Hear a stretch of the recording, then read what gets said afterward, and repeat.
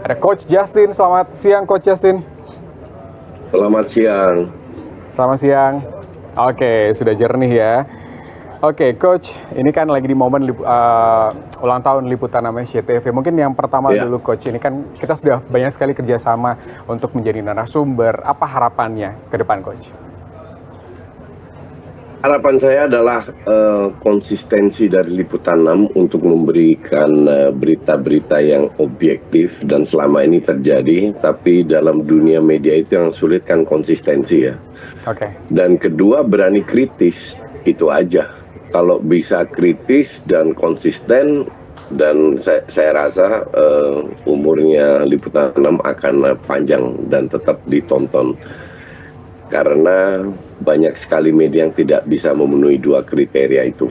Yes, semoga Liputan 6 tetap menjadi seperti yang diharapkan tadi. Tapi kita banyak sekali teman-teman yang menunggu pendapat dan juga pengamatan dari Coach Justin ini soal ada 32 nama pemain yang dipanggil oleh Patrick Kluivert untuk menghadapi Cina dan Jepang. Menurut Coach Justin ini gimana?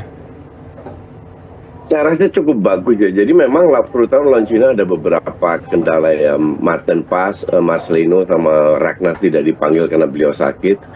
Jadi dibanding match terakhir lawan Bahrain, 3 pemain itu tidak hadir. Martin Paes bisa digantikan oleh Emil Audero. Tapi yang masih menjadi PR atau menjadi puzzle itu siapa yang akan menggantikan Ragnar dan Marcelino, di mana mereka tampil bagus lawan Bahrain. Ada beberapa opsi, apakah itu akan Dean James sama Reinders, jadi tetap menggunakan naturalisasi, atau pemain dari Liga 1, Vano Lillipali yang bermain berapa tahun terakhir bermain bagus di Borneo, dan juga Egy yang lagi on fire. Tapi bisa juga mereka merubah sistemnya karena berdasarkan kualitas pemain yang dimiliki, bisa juga mereka merubah sistemnya ke 4-4-2. Jadi bermain dengan 2 striker, Reinders sama si Dean James di sayap tengah, Tom Haye sama Pelupesi di tengah dengan 2 striker di depan. Jadi ini menjadi PR untuk tim pelatih, apakah bermain sama dengan lawan Bahrain atau sedikit merubah karena ada 2 pemain yang tidak bisa hadir. Oke, tapi kalau dilihat dari komposisi 32 pemain ini, apakah nggak terlalu gemuk gitu, Coach? Apa sih yang disasar sama Patrick Kluivert? Itu wajar. Itu dilakukan semua negara. Semua negara nanti menjelang match pertama akan turun ke 28 biasanya. Jadi nanti akan berapa dicoret. Dan 28 itu kan nggak didaftarkan, nggak berada di bench juga. Yang berada di bench kan cuma 18 kalau nggak salah total dari pemain yang boleh didaftarkan untuk satu pertandingan. Jadi hal ini wajar, semua negara diberi kesempatan, ini aturan FIFA by the way. Untuk 32 nanti akan turun, bahkan lupa turunnya ke 24 atau 2 berapa. Intinya akan diturunkan lah. 24 kalau nggak salah. Coach, Elkan Bagot ini kan ternyata masih absen ya, tapi kalau dilihat dia lagi di Bali, berarti kedatangan ke Bali ini bukan untuk timnas berarti ya, atau gimana? Bukan untuk liburan. Ini kan seperti yang saya sebelum pada saat Patrick Kluivert masuk, saya sudah katakan semua pemain akan diberi kesempatan, termasuk Elkan Bagot. Jadi memang ada komunikasi antara Elkan dan tim pelatih. Tapi somehow dengan alasan apa yang saya tidak tahu, dia mengambil keputusan untuk sementara tidak memperkuat timnas, mengundurkan diri. Dan saya rasa kita harus respect keputusan tersebut ya. Jadi ya we have to move on. Nggak ada Elkan Bagot pun saya rasa lini belakang itu cukup kokoh untuk untuk bisa bermain secara maksimal mungkin tanpa Elkan Bagot. Nggak ada masalah itu. Oke, dan ini Arya Sinulinga juga sempat bilang kan, Coach, kalau si Elkan Bagot ini lagi fokus sama klubnya gitu. Ini sebenarnya ada apa sih? Padahal Liga udah selesai gitu kan? Iya, tapi kan kita nggak pernah tahu apakah dia sedikit cedera atau harus recovery atau apa ini. Dan semua pemain itu berhak untuk mendapatkan 3 minggu liburan kan. Dan kita nggak pernah tahu urgensinya seperti apa. Jadi saya harap netizen jangan menghujat. Dia tetap aset kita untuk di masa depan.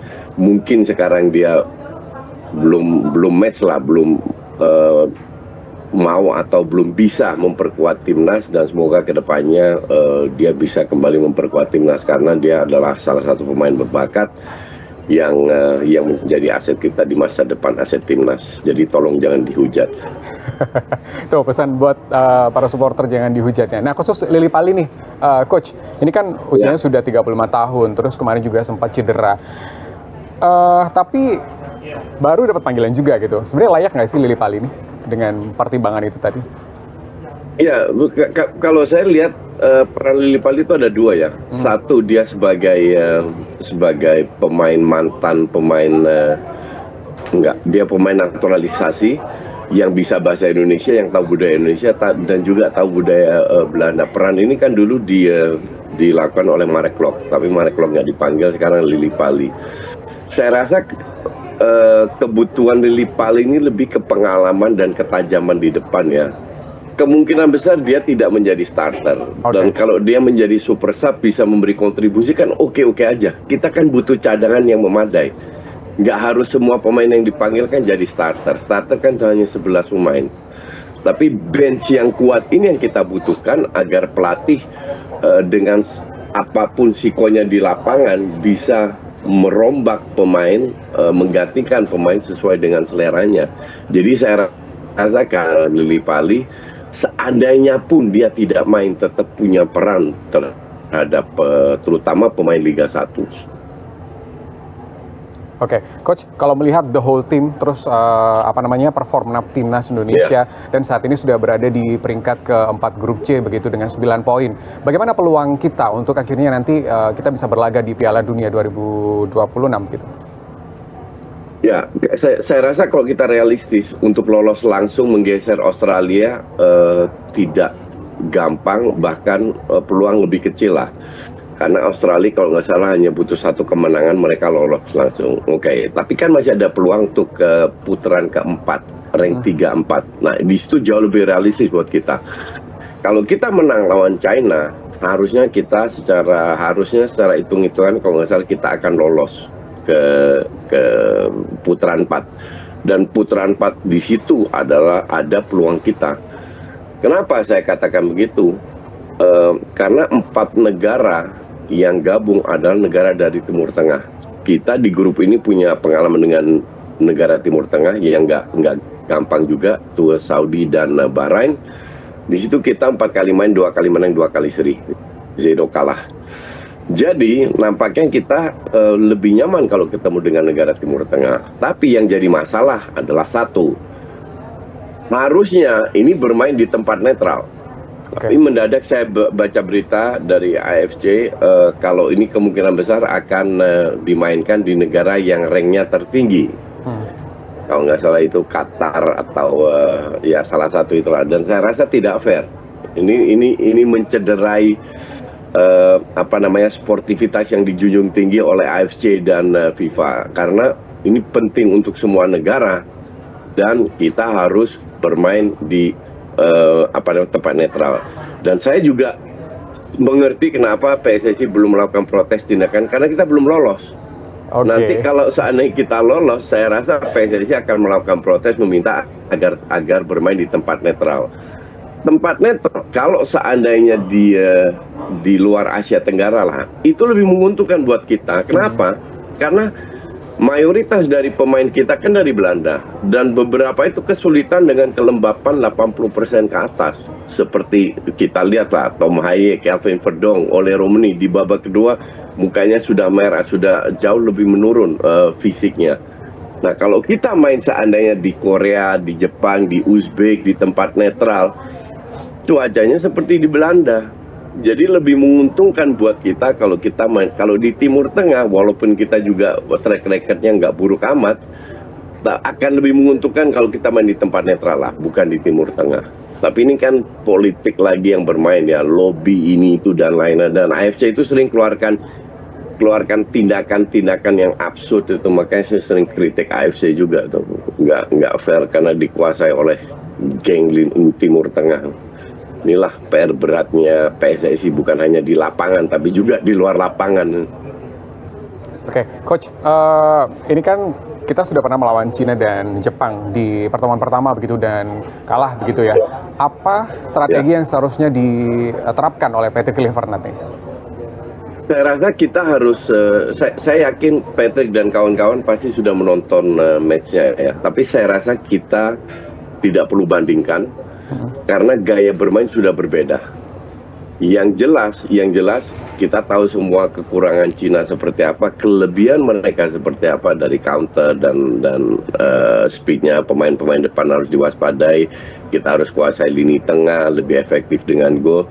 Saya rasa di atas kertas kalau pemain semua tampil dengan motivasi 1000%, ya kita bisa memenangkan pertandingan ini. Dan ini sangat penting untuk lolos ke round berikutnya karena asumsi kita kalah lawan Jepang dan itu calculated loss karena hampir semua tim kalah lawan Jepang. Apalagi kalau pada saat kita main lawan China, Jepang ketemu Australia kan. Seandainya Jepang sudah akan menang, itu akan lebih seru lagi di grup ini lawan Australia. Tapi saya lihat terakhir Jepang itu lawan Saudi, lawan Saudi di mana mereka sudah lolos pada saat match itu. Mainnya juga nggak terlalu termotivasi. Sama kayak kemarin Liverpool kalah lawan Brighton, udah juara ya 3 kali nggak beruntun, nggak menang Liverpool karena sudah juara. Barca kalah lawan Villarreal karena motivasi pemain ini udah berubah kalau Anda sudah juara atau udah lolos. Oke, itu Coach, yang saya harapkan. Terakhir Coach, akan seperti apa nantinya starting line up gitu nanti lawan Cina, ada prediksi nggak sih? Oke, ini di media Belanda itu ada sedikit diskusi tentang peran Mijnheer. Ada salah satu analis bilang, kenapa Mijnheer yang di Eredivisie bermain luar biasa sekarang tampilnya jelek di timnas Belanda. Kalau saya bilang bukan masalah bagus atau tidak, ini kan kita bicara 11 pemain yang chemistry-nya harus dapat. Dan kita lihat lawan Bahrain, 3 pemain di belakang, ini chemistry-nya sudah dapat. Ini jelek atau bagus, tapi chemistry antar 3 terutama dengan Jesus itu sudah dapat. Maka dari itu saya harap 3 pemain belakang itu diturunkan. Di sayap jelas, kiri Verdong, kanan Kevin Dix. Dia agak sakit tapi harusnya dia sudah sembuh. Di tengah itu Pelupesi dengan Tom Haye itu udah nggak bisa diganggu gugat, 4 di tengah itu. Nah di depan oleh Romani fix pasti. Nah di belakang oleh Romani ini saya pertanyakan, kalau saya harap atau feeling saya itu Reinders dan Dean James yang main. Nanti Egy sama Vano atau Santana tergantung sikon itu bisa masuk sebagai super sub. Oke, saya penasaran juga gimana peluang Sayuri bersaudara, Coach? Ada peluang juga nggak? Ya, ada.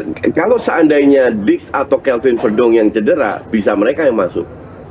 Definitely ada. Atau bahkan di belakang striker. Jadi kita nggak tahu, bahkan kita nggak tahu apakah mereka akan bermain dengan 3-4-3. Bisa juga dengan 4-4-2.